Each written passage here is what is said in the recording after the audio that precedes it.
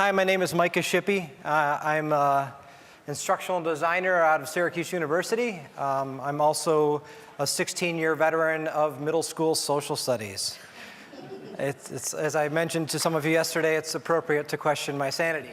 I've taught during my dissertation process. All I thought about is what can I do for K-12 education? As an instructional designer, we look to leverage emergent technology to meet instructional needs, and that is not, of course, limited to K-12. I've been working with a group. We call ourselves Augment EDU, and we're looking to kind of, again, leverage emergent technology to help students learn in more meaningful ways. A redefinition of education. I think I might be in agreement with the room that things are shifting dramatically with technology, and I'm a firm believer that we need to see our educational process shift as well. I'm interested in reinforcing 21st century skills and making a ready workforce. We see a lot going on here about workforce software and hardware that's going to help workers and professionals do their job more efficiently. I would argue that in K-12 education, we need to introduce this hardware and software at a much younger age, not only as an interactive experience, but as an experience that allows students to curate their own content. I think we can agree that doing is one of the most powerful ways of learning. I love this picture by No App for Education or for Pedagogy. It kind of hits home at a concept in education that I call deployment versus employment. So to deploy technology and to have more pieces of blinking lights and hardware in schools really gives us bragging rights in K-12 education, but it doesn't cause a shift. So I'd like to see more of an employment of technology. I've been having a lot of fun with augmented reality with my students, like lots of fun. Like we put coloring books out and we download the Quiver app, and it's really kind of cool. This is one of my students, Claire. She made a Starbucks Princess Pony cup she was pretty excited about. She was actually doing that sarcastically. I thought it was kind of funny. And this is some educators in Niagara Falls, Canada that I was working with recently, just showing them how it works. But honestly, this is fun. It's a novelty. It's a little gimmicky. For technology to really have a shift in education, it has to be meaningful and productive. So what I'd like to do today with you is to look at what I view as a very productive application of augmented reality that really uses a free open source software through Google Maps for authoring. I'm an educator, so the word free causes us to knee-jerk. You know, some of the vendors out here have pens. I had to walk by and be like, I only need one, Shippee. You don't need more than one. So I want to go through this with you, and I thought I would do it live because when you use technology and you do it live, nothing goes wrong, right? Let's just throw caution to the wind with reckless abandonment and see what happens here. So if you would, if a couple of you have laptops, I have found this works better in a laptop. If you could go to this long URL, you can all read that, right? Let me shorten it for you. You can read that, right? No, you can't read that. Maybe that's a little better. So if several of you could visit this URL for me, what I've done is opened a Google map. I've titled it AR in Action, and I've dropped one pin on the building. It's up there somewhere. The map is open source right now, where anyone in the world can edit the map. Hopefully no one in the world is randomly guessing our map and using it, because that'd be kind of messed up, right? It does work best on a web browser. If you have like an iPhone or an Android phone and you start to open this, it might force you into Google Maps, the app. And I have found that this authoring doesn't work very well with that for now.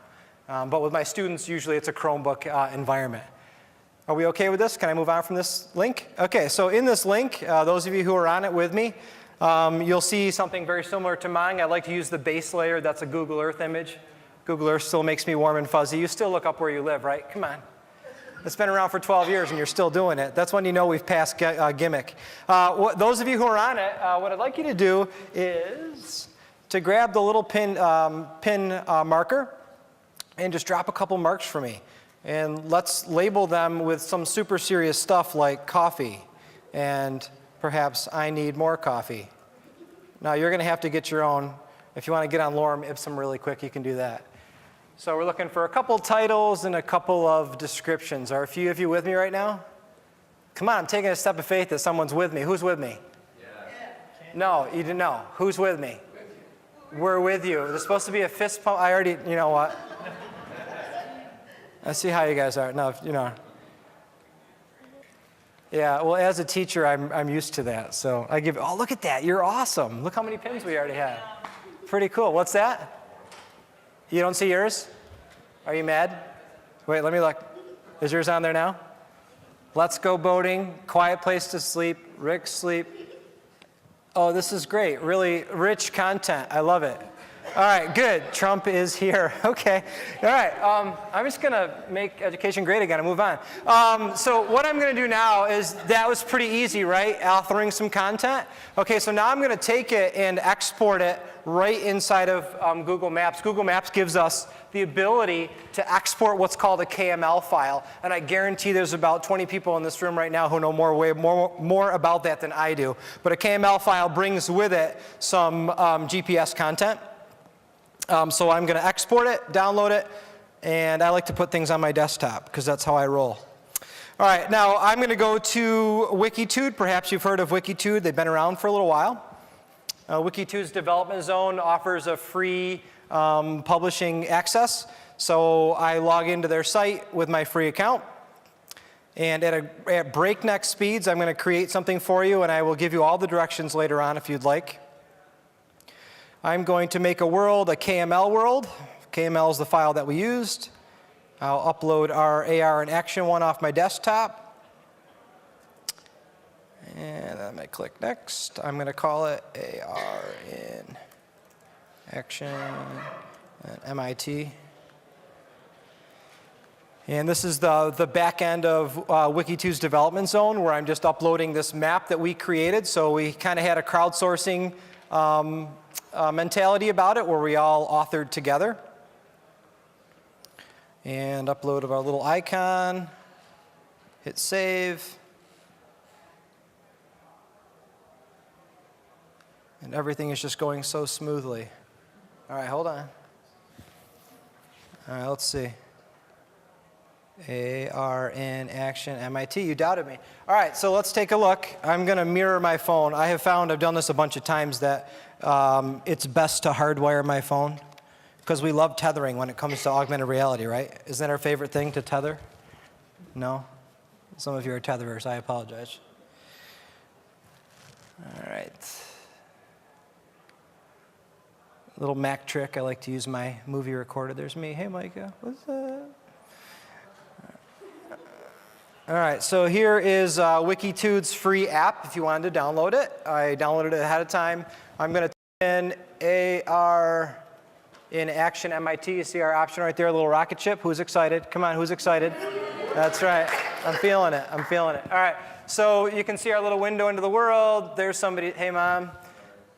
And where else? What else do we got over here? Something else. Oh, we're all clustered together. So as I walk closer, you can see it's listed in feet. I can reduce that to, or change it to the metric system as well for our European and Asian friends here. But basically, we all just augmented our own reality and authored a Google map pretty easily. That was pretty easy, right? I think we just did that in like 5 minutes or less. It's like a new record. Are you keeping up with me so far? Okay, so what we did is, in my humble opinion, we created an augmented reality authoring experience where we all kind of contributed together and created a product. Now, there's some problems. What I just showed you is 3.5 years old. And now you're all seeing limitations, right? Notice the pins are gray. There's no graphics. There's no video. You can't even insert a hyperlink on there and it won't work.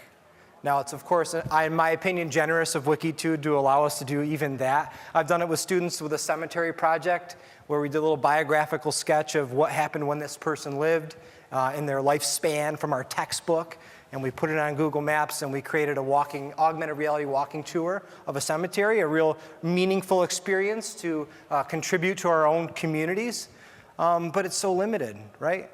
So I've contacted several different vendors who produce a web content backloader, which produces augmented reality. And they said, yeah, we used to do that, but it never really took off, so we took it off the market. So in augmented reality, I know some of you are vendors here as well, we need to rethink, things that we take for granted like that. I mean, now it's so real for students they're the Pokemon goers, right? It's still cool for them to be flicking those ninja balls at those creepy little images, right? So they're still pretty excited about that. And some of the content that we can generate is pretty limited. So I guess in my short period of time, I would just ask that you think about education. Don't forget us and the kiddos. And if you have any thoughts about it, you can reach out to me on Twitter, or it's Micah@augment.edu. I'd really love to have some conversations about creating more meaningful experiences for students. So thank you.